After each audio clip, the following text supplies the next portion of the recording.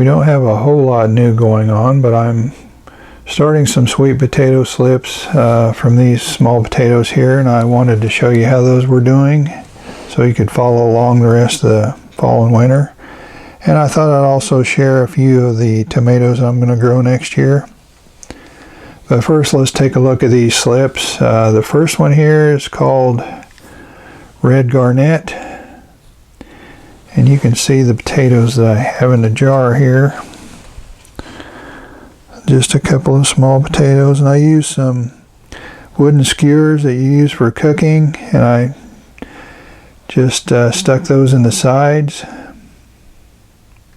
and hung them over a jar of water. As you can see, they're all rooting very well.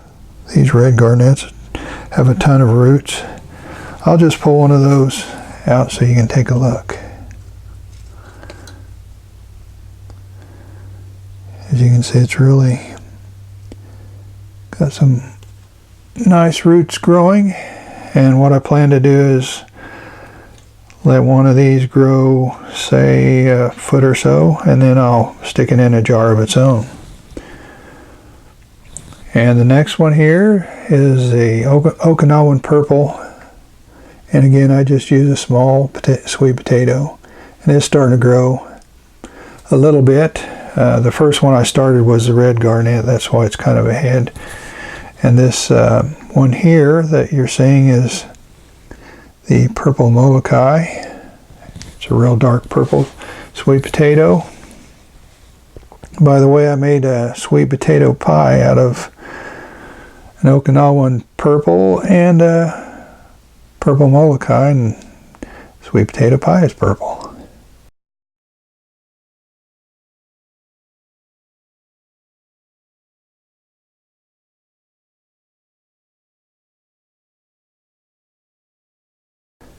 Then the last one we started was a Beauregard, and it's just now starting to show a little tiny sprout growing, but it's already got some roots down at the bottom.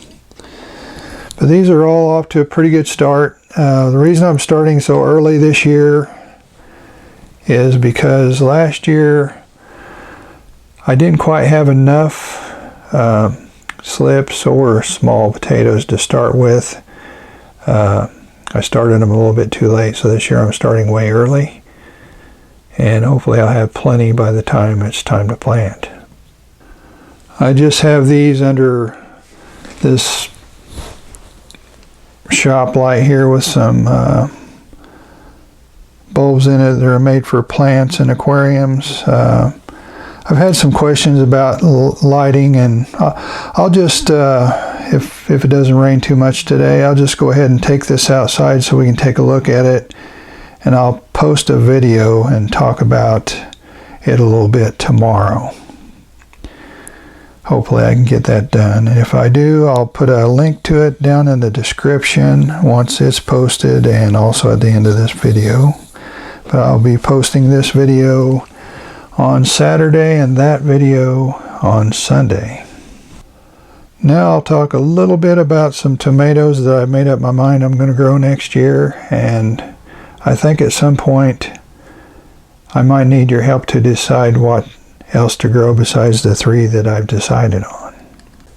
I grew a few dwarf tomatoes from the Dwarf Tomato Project last year, and I really liked them, and I think I'm going to concentrate on dwarfs this year. And this is one that I plan to grow. It's called Dwarf Purple Heart. It produces heavy yields of 6 to 16 ounce heart-shaped purple tomatoes, crimson flesh with a delicious, well-balanced flavor, which sounds pretty good to me. Although fairly large, the fruits also ripen relatively early, which is another attractive feature. But anyway, this is one I'm going to grow, and the next one's called Baronia. I'm mainly growing the darker tomatoes. I really like the flavor of those a lot.